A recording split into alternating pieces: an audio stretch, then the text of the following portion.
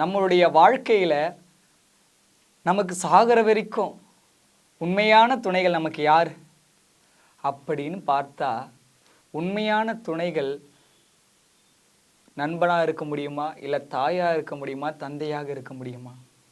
எந்த உறவை எடுத்து பார்த்தாலும் எந்த உறவுமே எப்பயும் நமக்கு துணையாக இருக்க வாய்ப்பே கிடையாது.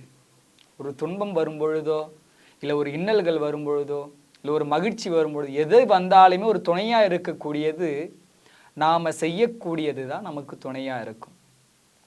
நாம் செய்த நல் வினைகள் தான் நம்மளுடைய நண்பனாக இருக்குது.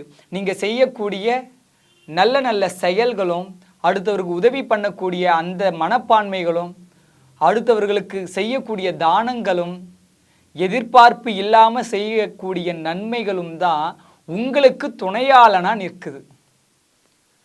ஒரு விதியே உங்களுக்கு இன்னல் தரக்கூடியதாக வந்தாலுமே நீங்கள் செய்த அந்த புண்ணியங்கள் தான் உங்களுக்கு பெரிய வலிமையாக உங்க கூட எதிர்த்து நிற்கும்.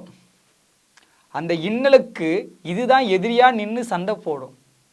அதற்கு நம்ம எப்பயுமே நம்மளுடைய துணையாளர்களை வலிமைப்படுத்தி கொள்ள வேண்டும். யார் துணையாளர்கள்னா, புண்ணியங்கள் தான் நம்மளுடைய துணையாளர்கள். அந்த புண்ணியத்தை நாம் அதிகப்படுத்தி கொண்டே இருக்கணும்.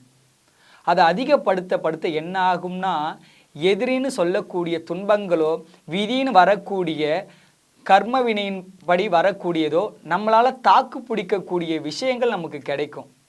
ஒரு இன்னலே பெரிய இன்னல் வருதுன்னா, நான் செய்யக்கூடிய அந்த தான தர்மங்களோ, ஒரு புண்ணியங்களோ, நல்ல செயல்களோ, நல்ல எண்ணங்களும், இது எல்லாம் எதிர்த்து வரக்கூடியதை இது எதிர்த்து நின்று தடுக்கக்கூடிய சக்தியாக நாம் உருவாக்கி வச்சுக்கணும். இப்படி உருவாக்கி வச்சுக்கிட்டா நம்மளுடைய மனம் உடையாமல், தளராமல் ஆனந்தமான வாழ்க்கைக்கு இது மிகவும் உதவி செய்யும். சிவாய நம. திருச்சிற்றம்பலம். கற்றது கை மண்ணளவு, கல்லாதது உலகளவு என்பதை கூறி விடைபெறுகின்றேன்.